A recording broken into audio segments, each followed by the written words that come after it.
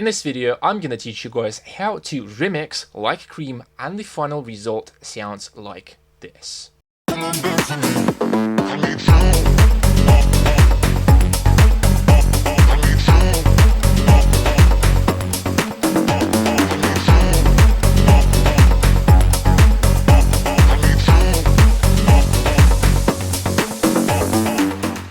Hi, my name is Vlad and I help electronic music producers to turn ideas into commercial club bangers. So if you want to learn how to make music like in this video, then simply join my Facebook group and I talk to you there. Don't forget to grab my free cheat sheet called 7 Things You Don't Need to Become a Music Producer. And with that being said, let's start with the tutorial. Alright, so the first thing I want to talk about is the intro. So let's listen to the intro and then I'm going to explain how I did it.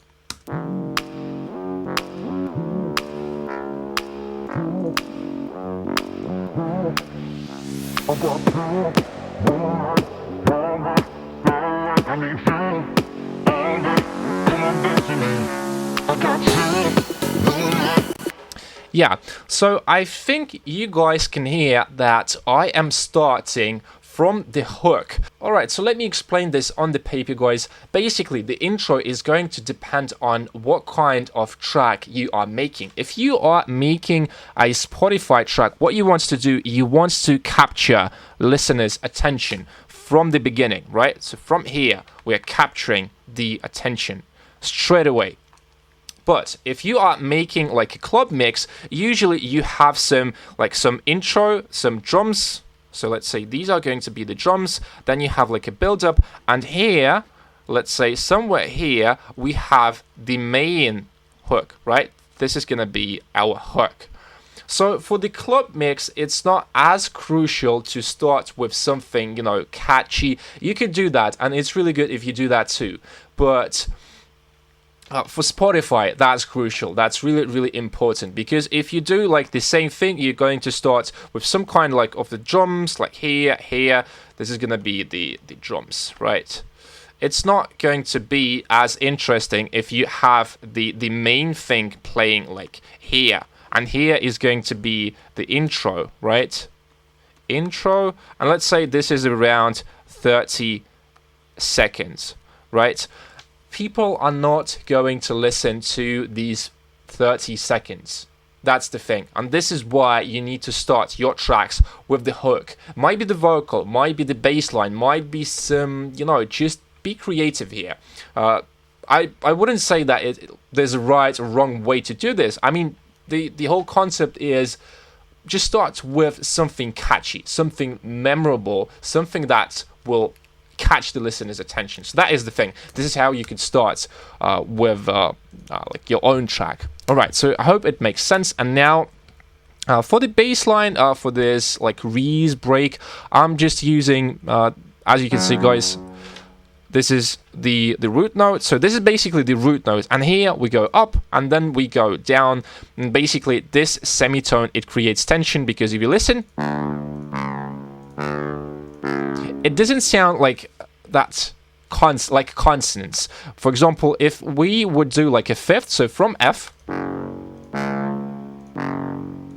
it doesn't create the same kind of tension. But if you do something like,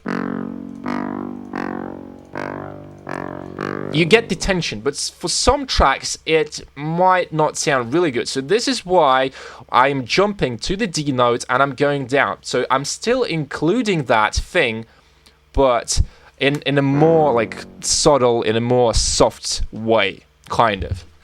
So yeah, basically that's it. I chopped the vocal and I've applied the filter, as you guys can see here. So we're slowly opening the filter towards the build up, the main like part of the build. If you listen,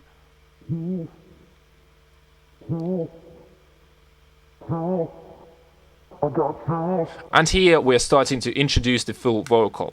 But in the beginning, I thought it might get too boring if I include too much vocal. So if you have like a really short vocal loop, you might want to chop it or do some like creative stuff.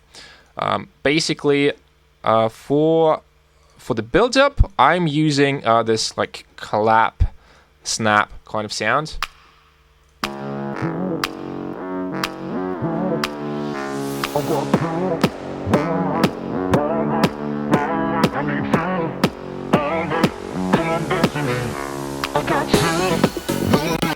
And this is where the most interesting part kicks in. So as you can see, this is the beginning, just, you know, some really chill kind of stuff. I'm using some, you know, some risers, some noise tools like this. Yeah, really simple stuff, but it really helps you to make your transitions much smoother. The next thing is gonna be this buildup. So basically, let me try and draw this on the paper. So basically what I'm doing here, I'm introducing like the vibe of the track, and this is gonna be 8 bars, and it's going to be the intro. This is what I've shown you here. So some basic stuff like this, just to catch listeners' attention. After that, we have our main build, which is also 8 bars long. 8 bars, and this is going to be the build. The build-up where we want to create tension, right? And after that, basically, we are starting our track. So if you look here, you will see that it's roughly 16, like 18 bars, but I mean almost like 16 bars. So yeah, basically that's it. And after that, we are starting the main drop, right? So that is how I usually structure my tracks for Spotify. All right, so I hope it makes sense. Now let's break down the build itself. So on the build, I'm introducing this snare. This helps to create the tension. I'm having this clap, kind of snap sound. But there's one really interesting thing that happens. So if you listen carefully, you will feel that the mood of the track changes a lot. So let me show you. Because here I'm introducing my main bass, but with the filter. So as you guys can see here, it doesn't have like that low end, like in the main drop. So here I'm introducing the low pass filter, and I'm trying to create that tension with that. So let's break it down. For the build, you can see that the main vocal starts to play.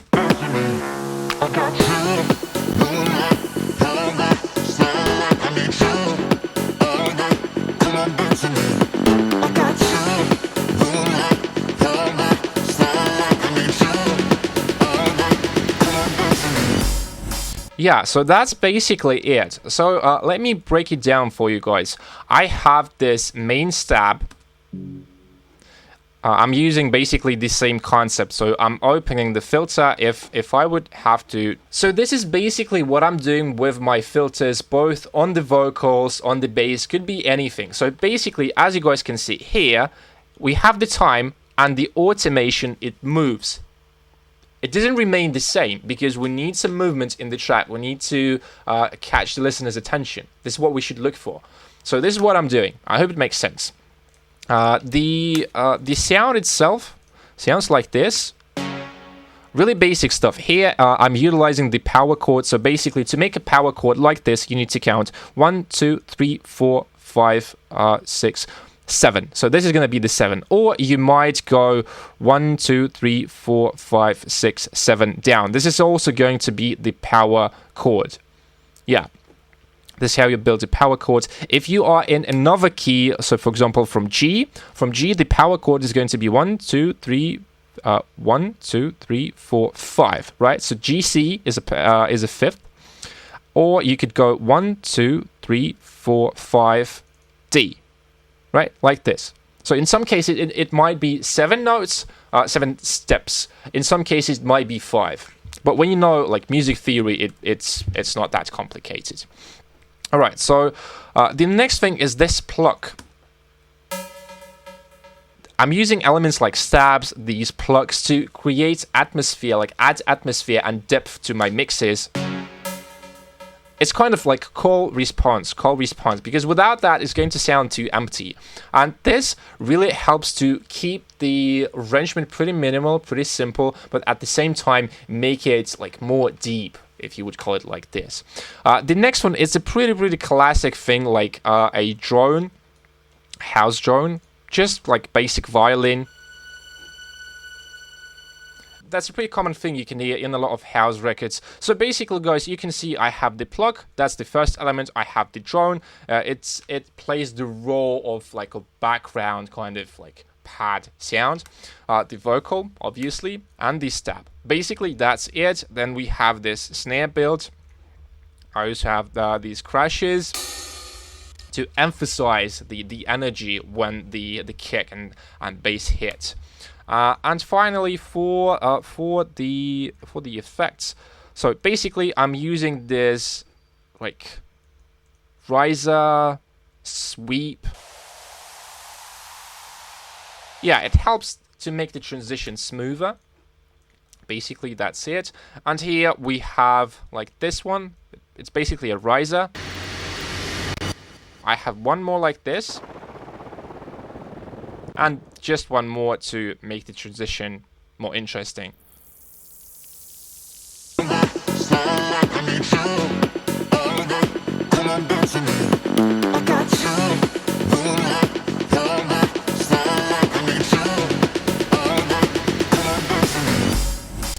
There's one interesting thing here. So I'm having this like crash, and I think it sounds really interesting in the context of this track. So yeah, it's not that complicated, and you can do this just before your drop hits, but I also have a fill. So if you listen,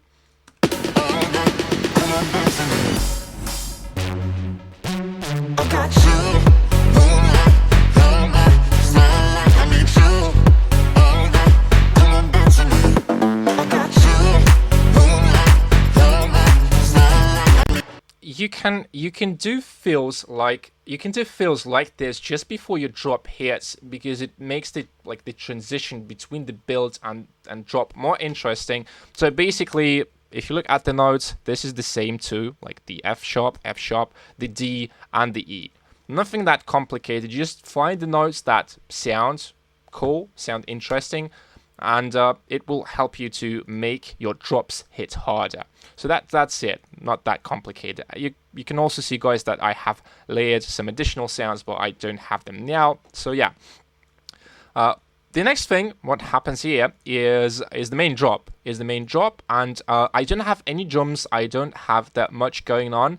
And the reason for that is I want to build the energy. So if I draw this on a paper, so what I'm doing here is I'm letting the listener feel the groove, the kick, the bass. So this might be like 8 bars, right? Just the kick and the bass. Kick plus bass only, right? After that, we could start introducing some additional elements. Maybe here we could do drums. Maybe we could do some leads, etc. So basically, this approach, it helps you to build that tension. So we're starting from this point, right? And we are going up like this, and then we're going down. So this is basically like a roller coaster. Your track is a kind of roller coaster, like a story. You are telling a story with your track. And after that, we might have some, some other elements. Maybe we could have like a break here, small, like short break, or transition. Maybe some fill. Yeah, just try to be creative here. So if you look at what I have, it's 5 bars long, but you can do this more, like you can make it longer. But basically, if you look here, you can see that I am introducing the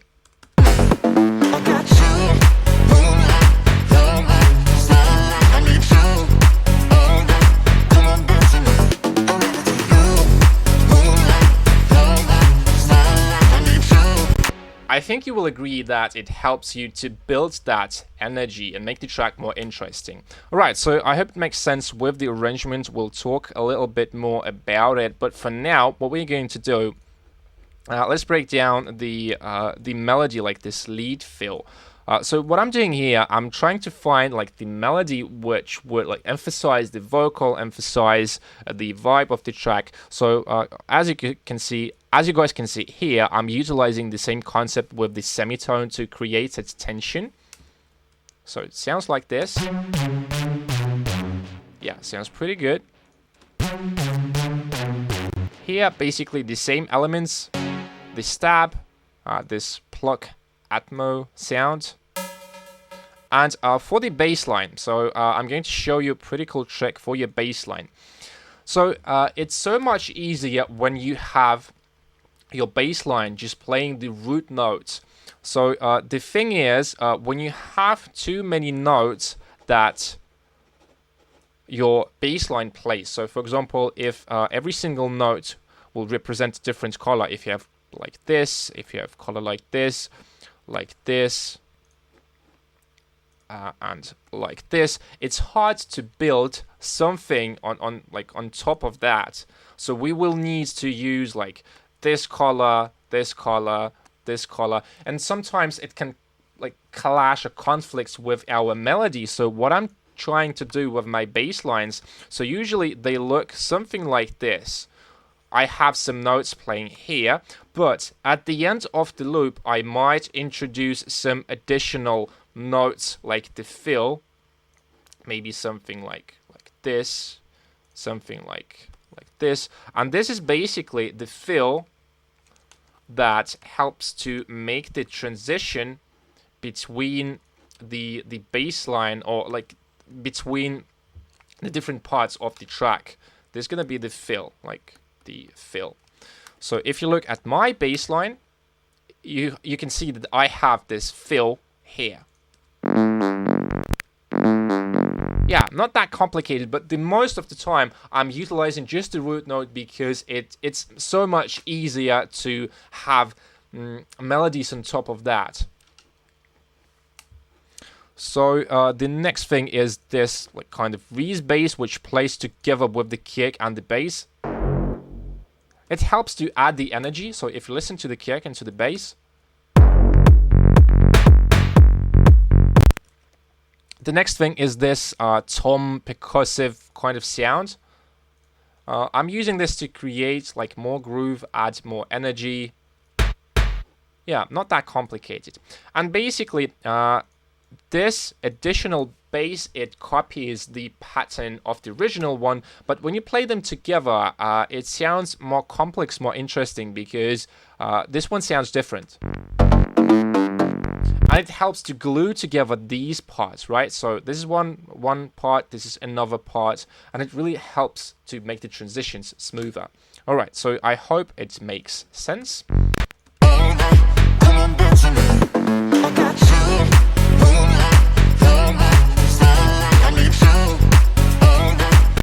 For the drums, it's really basic stuff, just 3 claps layered, not that complicated. You can do this yourself. I'm not utilizing any like crazy layering techniques here. Just find the claps that sound nice. For the shakers, it's a bit more interesting. So I have this main pattern, if you listen to it, like here. And I'm utilizing these ones just to add more groove. So if you listen without these, it still sounds good, but when I'm introducing the additional shakers, I think it sounds like more complex and more interesting at the end of the day.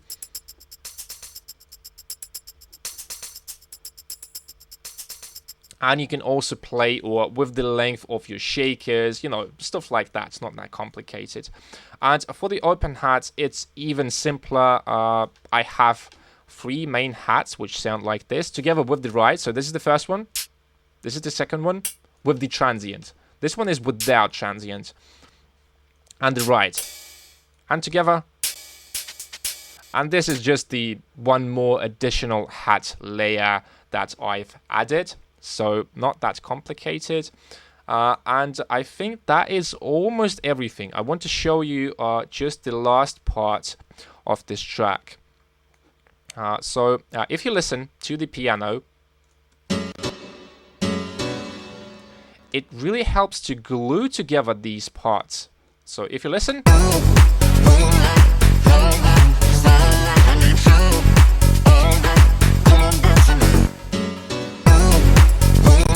I think it introduces some kind of like another mood to the track, so another vibe. So it's going to be 8 bars, and then we have another loop, right? There's going to be 8 bars, bars 2, and here we have like a space which we need to fill with something. We need to have something interesting here that catches the listener's attention, that helps to smooth the transition, because otherwise without that, so let me show you, just like without the piano, it sounds too empty. That's the problem. And the piano helps to glue these parts of the track together.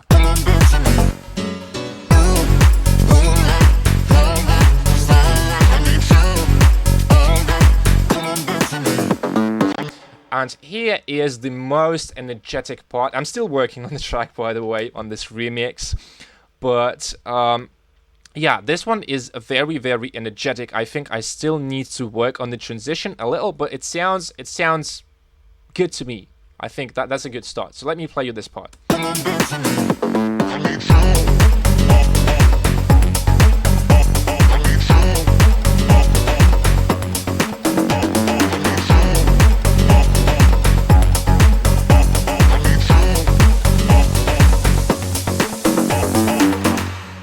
So yeah, that's it. So basically here, what I've done, I've introduced one lead, and as you guys can see, I'm basically just using the same notes I've used for my bass line. I've tweaked it a little.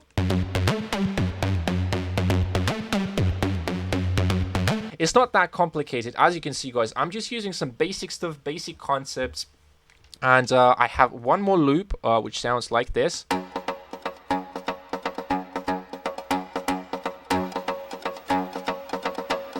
Yeah, I've recorded one of my instruments, and I think it sounds really good with the bass and with the lead together. So if you listen.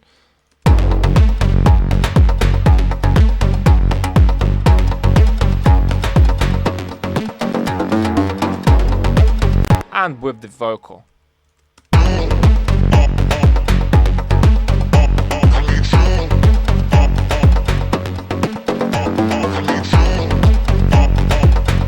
And the last thing is the piano, which creates that kind of housey vibe, because I didn't want to make it like too dark. I wanted to sound like a little bit like deep house, a little bit like tech house, maybe some elements from techno. I'm mixing a lot of genres. Don't overthink this.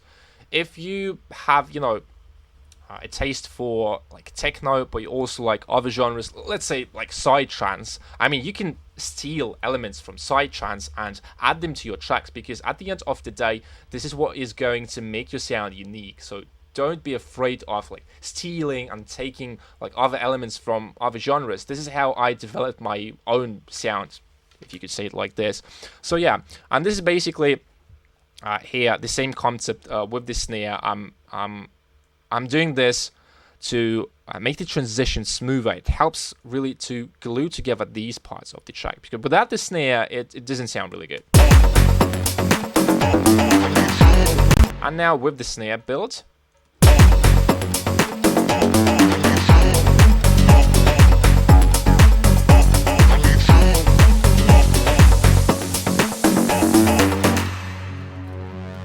So yeah, guys, that was basically it. Let me know if you liked the track. This is the remix I'm working on, and I really want to release it. So that was everything for today, guys. Let me know what you think, if you learned something new, and if I missed something, please let me know this in the comments so I can answer your questions and help you there as well. Don't forget to grab my free cheat sheet, and I see you guys in the next one.